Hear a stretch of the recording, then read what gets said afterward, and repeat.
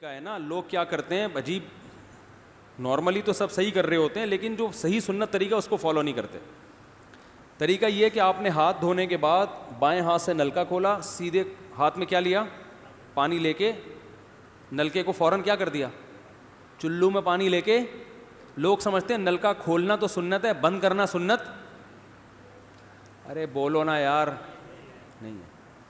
تو کلی تو سیدھے ہاتھ سے کرنی ہے نا, تو الٹے ہاتھ سے آپ کیا کر دیں گے, نلکا بند.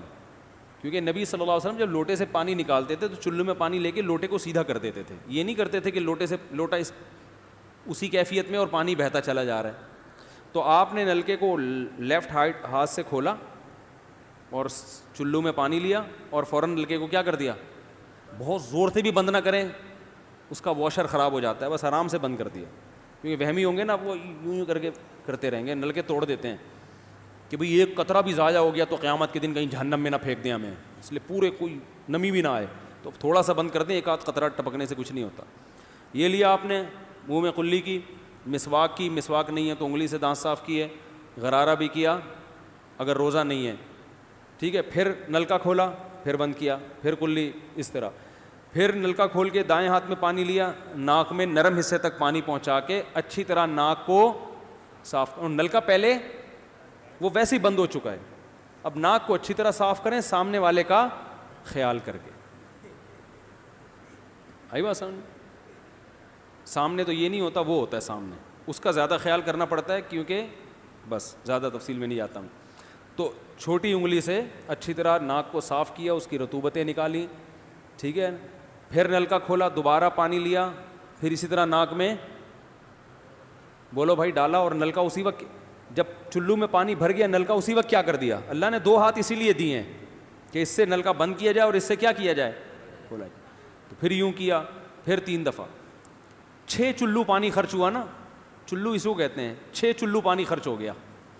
پھر آپ نے کیا کیا, نلکا کھولا لیفٹ ہاتھ سے. جو اصل طریقہ ہے وہ تو یہ ہے, سیدھے ہاتھ میں پانی لے کے نلکا بند کیا اور سیدھے ہاتھ سے پانی پیشانی پہ ڈال کے دونوں ہاتھوں سے پھیلا لیا. 3 دفعہ اس طرح کیا.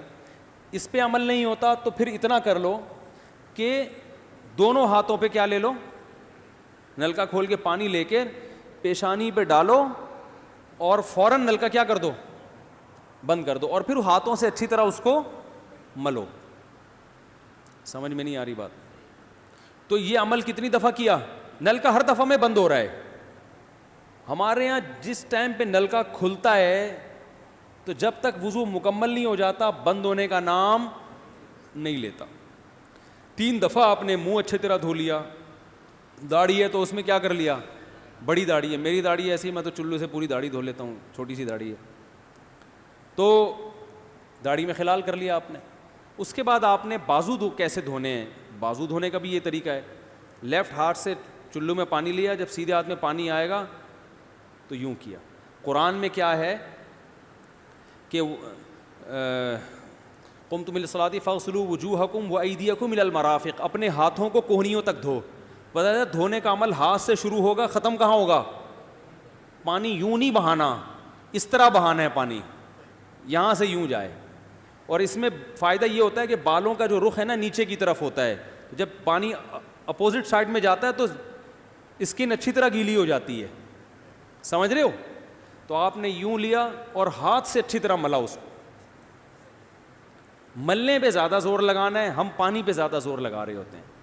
پھر یہ بھی ہو سکتا ہے کہ دونوں ہاتھوں سے لو, دونوں ہاتھوں سے نلکا کھول کے دونوں ہاتھوں سے پانی لے کے, کیونکہ اس میں زیادہ پانی آ جاتا ہے, تو پانی لے کے آپ نے لیفٹ ہاتھ کو بھی یوں کیا نا, تاکہ یہ پانی بھی ادھر ٹرانسفر ہو اور یوں چلا جائے. اس طرح سے آپ نے دوسری دفعہ دھو لیا اور نلکا کیا کر دیا, بند.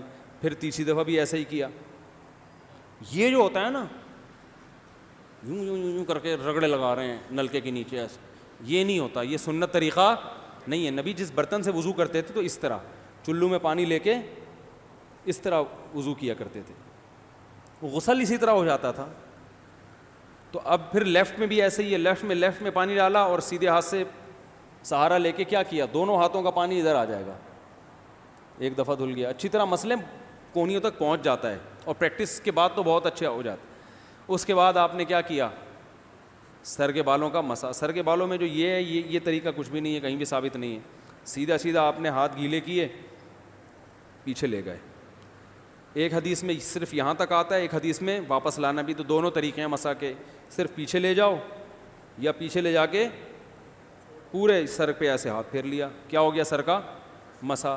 پھر انگلیوں کا, وہ کانوں کا, الاذنان من الراس, حدیث میں آتا ہے کان کس میں سے ہیں, سر میں سے. کیا مطلب, اس کے لیے نیا پانی لینے کی ضرورت نہیں ہے. کان کا مسا کیا اور کانوں کی لو کا مسا کیا. گردن کا مسا بہت اختلاف ہے اس میں. احناف کے ہاں سنت, احناف بھی نہیں کہتے, افضل ہے, بہتر ہے.